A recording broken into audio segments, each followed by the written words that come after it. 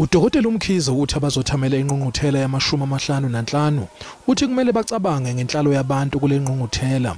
uMkhize ugaqele isikhundla sokwengamela iqembu.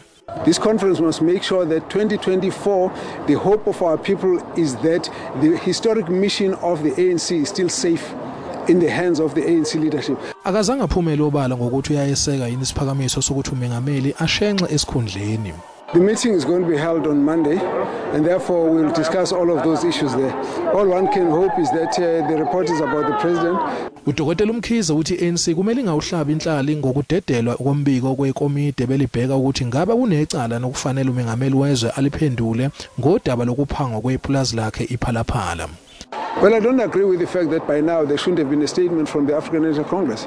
I don't agree with that. I also believe that in the last NEC before this, I raised a question to the leadership and I said, look, we don't have the sense of details of what happened in here, but can the leadership, and this was now in relation to the top 6. uDokotela Mkhize uthi kumqoka ukuthi ubuholi beANC bubumbane ukuze bufezekise izinhloso zeqembu.